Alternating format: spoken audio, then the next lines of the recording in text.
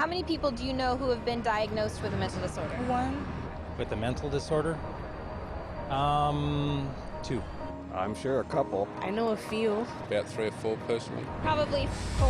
Half a dozen? I'll say about 9. At least a dozen. I'll bet I could count 15. 20 that I personally know. My oldest son is diagnosed. My mother was diagnosed. Kid from my childhood. My friend and ex-boyfriend. Just my grandfather and cousins. A friend of mine, friends. A sister, my neighbors. 2 friends. A girlfriend. A niece. 1 friend. My mother, All my friends, everybody I know.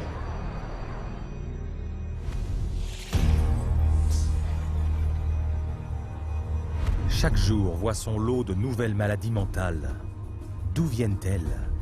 Des psychiatres, dont le manuel Diagnostique et statistique permet de coller aujourd'hui une étiquette malade mentale à n'importe qui sur Terre. Psychiatrists, I believe, they look at every human being and they divide humans into 2 classes, clients and potential clients. We see this no more prevalent in any field than in the field of the mental disorders, where one disease after another is invented and then popularized and the public is made to worry about it. It's a disease mongering. It's the selling of sickness. You know, sometimes it's a drug in search of a market, and it's giving public awareness to minor conditions with the ultimate goal is to sell more medications. It's not caring for people. When you run out of symptoms, you don't have any more clientele to market to. So you have to invent disease. And with psychiatric medications, you can invent diseases all day long.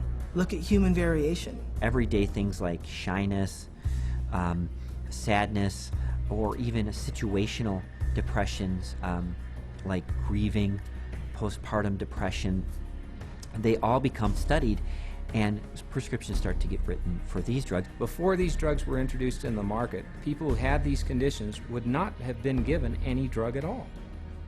And so it is the branding of a disease, and it is the branding of a drug for the treatment of a disease that did not exist before the industry made the disease.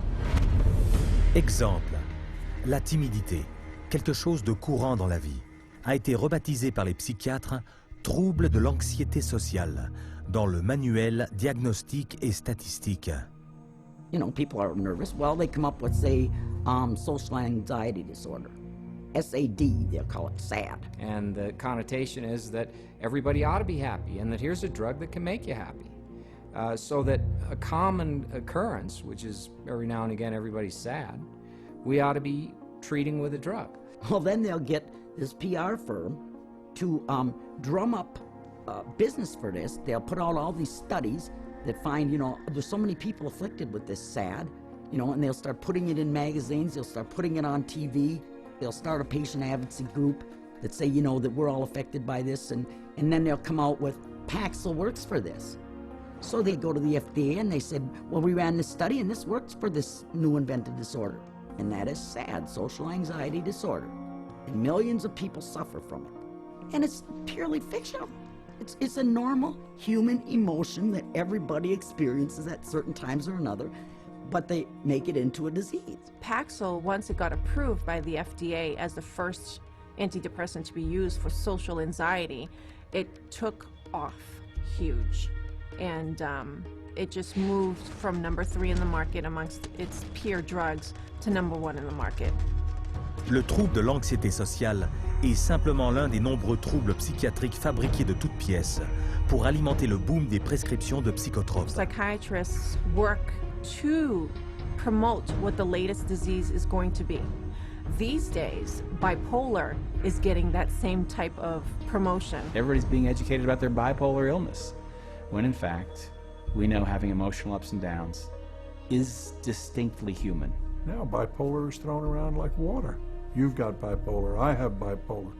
I'm up today, I'm manic. If I go home tonight and I'm depressed because I'm tired, that shows I have bipolar disease. It's a lot of hokum. Have you ever worried with seeing all the increased media on it that you might have a mental disorder? Yes. And which one is that? I would say bipolar.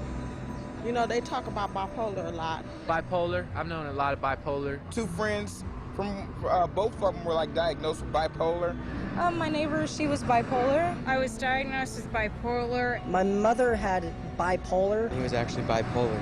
Schizophrenic bipolar. Bipolar and obsessive compulsive. Bipolar and ADHD. Bipolar disorder. Bipolar, yeah. Bipolar situation. Bipolar. Bipolar. Bipolar. Bipolar. Bipolar. There are 3 personality disorders, and then the most recent is bipolar.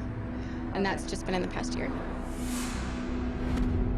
En fer de lance du processus de vulgarisation du trouble bipolaire, surtout chez les enfants, on trouve le psychiatre Joseph Biederman, porte-parole, conseiller et chercheur à la solde de 25 laboratoires pharmaceutiques. In 1996, the drug companies funneled all this money to this Dr. Biederman. He's well known. He's the one that came up and said that there's bipolar disorder in little kids. This was unheard of. There was no bipolar disorder in any kids. He came up with the study and published the articles out all over the world, and other doctors followed his lead that bipolar is in little kids. En raison de la promotion constante faite par le docteur Biederman et ses confrères, on observe une augmentation de 4000% du nombre de diagnostics du trouble bipolaire chez les enfants depuis 1994. Et le nombre d'ordonnances d'antipsychotiques prescrites aux enfants a quintuplé, atteignant à peu près 2,5 millions d'ordonnances. En 2008, le docteur Biederman a été accusé à la suite d'une enquête du Sénat de ne pas avoir déclaré 1,6 million de dollars de revenus personnels provenant de laboratoires pharmaceutiques. Mais les dégâts avaient été faits. À cause de cette lubie des troubles bipolaires inventés par le docteur Biederman, les antipsychotiques ou neuroleptiques, psychotropes parmi les plus forts que l'on prescrive, sont des drogues de choix pour la psychiatrie. Les 3 antipsychotiques qui se vendent le plus rapportent en tout 25 000 dollars bruts toutes les minutes. Et même si l'industrie des psychotropes rapporte déjà beaucoup, les psychiatres font tout pour fournir des diagnostics qui la rendent encore plus lucrative. Let's say this is the pie right here of a certain class of medications, and this is a pretty profitable pie, and everybody wants a piece of that pie. But what would happen if we made that pie even bigger?